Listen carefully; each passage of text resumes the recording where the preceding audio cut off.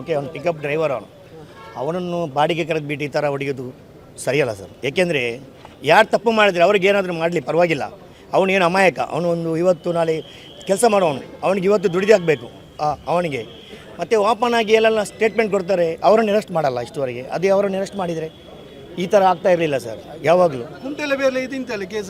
ಅವನದು ಏನೇನು ಯಾರು ಬರತ್ತಂತ ಗುಂಡಿಲ್ಲ, ಅವನು ಏನೆಲ್ಲ ಸ್ಟೇಟ್ಮೆಂಟ್ ಕೊಡ್ತಾನೆ. ಯಾರು ಅವನ ಮೇಲೆ ಏನು ಫ್ರೆಶರ್ ಆಗಿ ಒಂದು ಅರೆಸ್ಟ್ ಮಾಡಿದರೆ ಇಲ್ಲ, ಯಾರು ಮಾಡೋಕ್ಕಾಗಲ್ಲ. ಸುಮ್ಮನೆ ಅಮಾಯಕರನ್ನು ಸುಮ್ಮನೆ ಅಮಾಯಕ ಇವತ್ತು ಇವನು ನಾಳೆ ನಾವು ಹಂಗೇನೆ ಏನು ಮಾಡೋಕ್ಕಾಗಲ್ಲ ಸರ್. ಇದೇ ಆಗೋದು ಮಂಗಳೂರಲ್ಲಿ.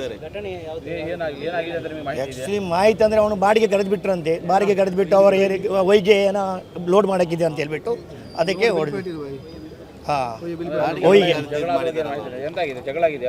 ಇಲ್ಲ, ಅವನು ಅಮಾಯಕ ಸರ್. ಅವನು ಮಸ್ತಿದು ಅವನು ಆ ಥರ ಯಾವುದಕ್ಕೆ ಒಂದು ಯಾವುದೊಂದು ಕೇಸಲ್ಲಿ ಯಾವುದಕ್ಕೆ ಅವನು ಇಲ್ಲ ಸರ್. ಅವನು ಯಾರು ಇವಾಗ ಸ್ಟೇಟ್ಮೆಂಟ್ ನಾವು ಏನು ಹೇಳ್ತಿಲ್ಲ, ಇಲ್ಲಿ ಪಬ್ಲಿಕ್ ಗೊತ್ತಲ್ಲ ಯಾರು ಸ್ಟೇಟ್ಮೆಂಟ್ ಕೊಟ್ಟಿದ್ದಾರೆ, ಅವರೇ ಮಾಡೋದಲ್ಲ. ಈ ಥರ ಓಪನಾಗಿ ಹೇಳ್ತಾರೆ, ಏನು ಸ್ಟಿಚ್ ಮಾಡೋಕ್ಕೆ ಇದು ಮಾಡೋಕ್ಕೆ ಇರಬಾರ್ದು, ಸ್ಟಿಚ್ ಮಾಡೋಕ್ಕೆ ಒಂದು ಅವರಿಗೆ ಇದು ಸಹ ಸಿಗಬಾರ್ದು, ಆ ಥರ ನಾವು ಹೊಡಿಬೇಕಂತೇಳಿ ಸ್ಟೇಟ್ಮೆಂಟ್ ಕೊಡ್ತಾರೆ.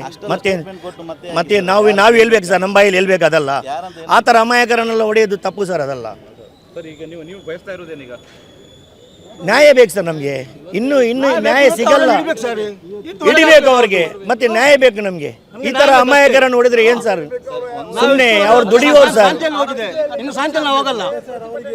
ಈ ತರ ಮಂಗಳೂರಲ್ಲಿ ಈ ತರ ನೋಡಿ ಈಗ ಈ ತರ ಅಮಾಯಕ ಮಾರೋದು, ಕೊಲ್ಲೋದು ತುಂಬಾ ಒಂದು ಇದು ಯಾರಿಗೆ ದುಡ್ಲಿಕ್ಕೆ ಹೋಗ್ಲಿಕ್ಕೆಲ್ಲ ಕಷ್ಟ ಅಲ್ವಾ? ಇದೇ ಥರ ನೋಡಿ, ಮೊನ್ನೆ ಇದೆಲ್ಲ ಕೇಸ್ ಆಗಿದೆ, ಎಷ್ಟೆಲ್ಲ ಕೇಸ್ ಆಗಿದೆ. ಸಣ್ಣ ಪಪ್ಪನ ಕೇಸ್ ಆಗಿದೆ, ಕುಂಡಲ ಮೇಲೆ ಕೇಸ್ ಆಗಿದೆ. ಇದನ್ನು ಯಾರನ್ನು ಅರೆಸ್ಟ್ ಮಾಡಲಿಲ್ಲ. ಇದೇ ಒಂದೇ ಕಾರಣ ಆಯಿತು. ಮೊನ್ನೆ ಬಜಪೆಯಲ್ಲಿ ಪರ್ಮಿಷನ್ ಇಲ್ಲದೆ ಅವರು ಎಂತ ಪ್ರತಿಭಟನೆ ಮಾಡಿದ್ರು, ಅದು ಕೂಡ ಅವರನ್ನು ಅರೆಸ್ಟ್ ಮಾಡಲಿಲ್ಲ. ಒಂದು ಜೀವಕ್ಕೆ 3 ತೆಗಿತಾರೆ ಅಂತ ಅದೇ ಮಾಡಿದವರು. ಅವರನ್ನು ಅರೆಸ್ಟ್ ಮಾಡಿದ್ರೆ ಈ ಥರ ಆಗಲಿಕ್ಕೆ ಸಾಧ್ಯ ಇಲ್ಲ ಅಂತ ನನ್ನ ಅಭಿಪ್ರಾಯ. ಅವರೆಲ್ಲ ಅರೆಸ್ಟ್ ಮಾಡಿದ್ರೆ ಇದೆಲ್ಲ ಈ ಶಾಂತಿ ಬರ್ತದೆ. ಇಲ್ಲಿ ಮಂಗಳೂರಲ್ಲಿ ಶಾಂತಿ ಆಗೋದ್ರೆ ಇಂಥವ್ರನ್ನೆಲ್ಲ ಅರೆಸ್ಟ್ ಮಾಡಬೇಕು, ಆದರೆ ಖಂಡಿತವಾಗಿ ಶಾಂತಿ ಆಗ್ತದೆ. ಇಂದು ಬಾಡಿಗೆ ಅಂತ ಕರ್ಕೊಂಡು ಹೋಗಿ ರಹೀಮ್ ಮತ್ತು ಶಾಫಿ ಎಂಬುವರನ್ನು ಬಹಳ ಕ್ರೂರವಾಗಿ ಹಿಂದಿನಿಂದ ಬಂದು ತಲವಾರು ದಾಳಿ ಮಾಡಿದ್ದಾರೆ. ಶಾಫಿ ಎಂಬುವರು ಸ್ಥಳದಲ್ಲಿ ಮೃತಪಟ್ಟಿದ್ದಾರೆ, ಮತ್ತು ರಹೀಮ್ ಎಂದವರು ಸ್ಥಳದಲ್ಲಿ ಮೃತಪಟ್ಟಿದ್ದಾರೆ. ಮತ್ತೊಬ್ಬರು ಇಲ್ಲಿ ಚಿಂತಾಜನಕ ಸ್ಥಿತಿಯಲ್ಲಿದ್ದಾರೆ. ಅಮಾಯಕ ಕಾರ್ಮಿಕ ಆಗಿ ದುಡಿಯುತ್ತಾ ಇದ್ದ ರಹೀಮ್ರವರು ಕಾರ್ಮಿಕರಾಗಿ ನಮಗೆ ಪರಿಚಯ ಇದೆ. ನಮ್ಮ ಕಾರ್ಮಿಕ ಸಂಘಟನೆಯಲ್ಲಿರುವವರು ಅವರು ಇಂಥ ನೀಚ ಕೃತ್ಯವನ್ನು ಮಾಡುತ್ತಾರೆ ಅಂತ ನಮಗೆ ಭಾಳ ದುಃಖಕರವಾಗ್ತದೆ. ಇಂದಿನ ಪರಿಸ್ಥಿತಿಯಲ್ಲಿ ನೋಡಿ, ಮೊನ್ನೆ ಅಲ್ಲಿ ಪ್ರತಿಭಟನೆ ಆಗುವಾಗ ಎಷ್ಟು ಜನರನ್ನು ಅಲ್ಲಿ ಪ್ರಚೋದಿಸುತ್ತಿದ್ದಾರೆ. ಆ ಪ್ರಚೋದನೆಗೆ ಒಳಗಾಗಿ ಇಂದು ಈ ಕೃತ್ಯ ನಡೆದಿದೆ. ಇದನ್ನು ಈ ಸರ್ಕಾರವು ಗಂಭೀರವಾಗಿ ತೆಗಿಲೇಬೇಕು. ಇಲ್ಲದ್ರೆ ಕಾರ್ಮಿಕ ಸಂಘಟನೆ ನಾವು ಇದು ತೀವ್ರವಾಗಿ ಖಂಡಿಸ್ತದೆ. ಈ ಪ್ರಕರಣವನ್ನು ತೀವ್ರವಾಗಿ ಖಂಡಿಸ್ತದೆ.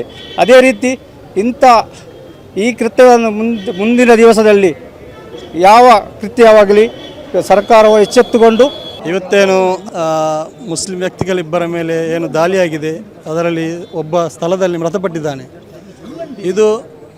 ಈ ಒಂದು ಕೃತ್ಯವನ್ನು ಬಹಳ ಗಂಭೀರವಾಗಿ ಖಂಡಿಸಬೇಕಾಗ್ತದೆ. ಯಾಕಂದರೆ ಇಂತಹ ಅಮಾಯಕ ವ್ಯಕ್ತಿಗಳನ್ನು ಕೊಲೆ ಮಾಡುವಂಥ ಕ್ರೂರಿಗಳನ್ನು ಇಲ್ಲಿನ ಸರ್ಕಾರ ಮತ್ತು ಪೊಲೀಸ್ ಇಲಾಖೆ ಹದ್ದುಬಸ್ತಿನಲ್ಲಿ ಇಟ್ಟಿದ್ದರೆ ಇಂತಹ ಕೊಲೆಗಳು ಆಗ್ತಾ ಇರಲಿಲ್ಲ. ಮೊನ್ನೆ ತಾನೇ ಬಜ್ಪೆಯಲ್ಲಿ ನಾವು ನೋಡಿದ್ದೇವೆ, ಪರ್ಮಿಷನ್ ಇಲ್ಲದೇನೆ ಪ್ರತಿಭಟನೆ ನಡೆಸಿದ್ದಾರೆ. ಅಲ್ಲಿ ಒಬ್ಬ ಬಂದು ಒಂದು ಬಲಿಗೆ 3 ಬಲಿ ಅಂತ ಹೇಳಿ ಏನು ಓಪನ್ ಆಗಿ ಸ್ಟೇಜಲ್ಲಿ ಸ್ಟೇಟ್ಮೆಂಟ್ ಕೊಟ್ಟಿದ್ದಾನೆ.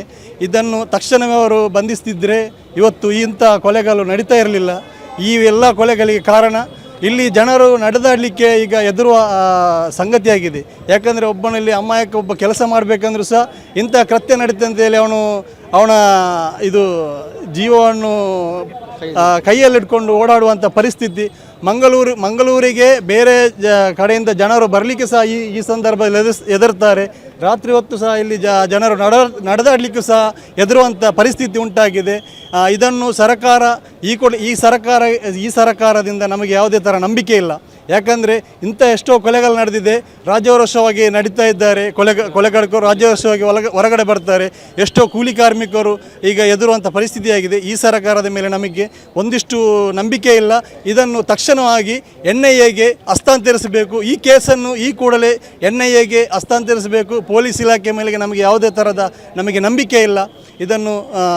ಇವರಿಗೆ ಈ ಮೃತಪಟ್ಟ ಅವರಿಗೆ ಕೂಡಲೇ ನ್ಯಾಯ ಒದಗಿಸಬೇಕೆಂದು ನಾನು ಈ ಮೂಲಕ ಅದೇ ರೀತಿ ಪರಿಹಾರ ದೊರಕಿಸಬೇಕೆಂದು ನಾನು ಈ ಮೂಲಕ ಕೇಳಿಕೊಳ್ತಾ ಇದ್ದೇನೆ.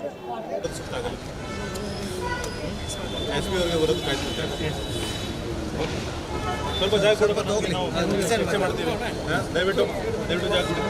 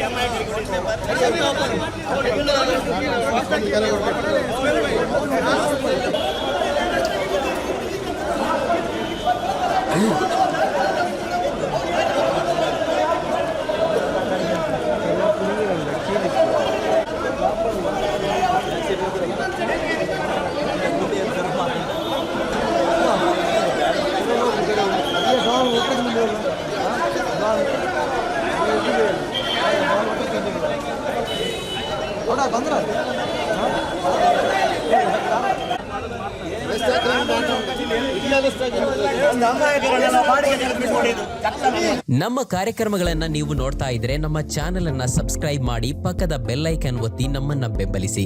ಹಾಗೆ ನಮ್ಮ ಕಾರ್ಯಕ್ರಮಗಳನ್ನ ಲೈಕ್ ಮಾಡಿ, ಕಮೆಂಟ್ ಮಾಡಿ, ಅದನ್ನ ಬೇರೆಯವರಿಗೂ ವಾಟ್ಸ್ಆಪ್ ಮೂಲಕ ಶೇರ್ ಮಾಡಿ. ನೀವು ಹೀಗೆ ಮಾಡಿದಾಗ ನಮ್ಮ ಚಾನೆಲ್ ಇನ್ನಷ್ಟು ಮತ್ತಷ್ಟು ಜನರಿಗೆ ತಲುಪಲು ನೀವು ನಮ್ಮೊಂದಿಗೆ ಸಹಕರಿಸಿದ ಹಾಗಾಗುತ್ತೆ. ಇದು ನೀವು ಯಾವುದೇ ಖರ್ಚಿಲ್ಲದೆ ಕೆಲವೇ ಸೆಕೆಂಡುಗಳಲ್ಲಿ ನೀಡಬಹುದಾದ ಸಹಕಾರ. ಧನ್ಯವಾದಗಳು.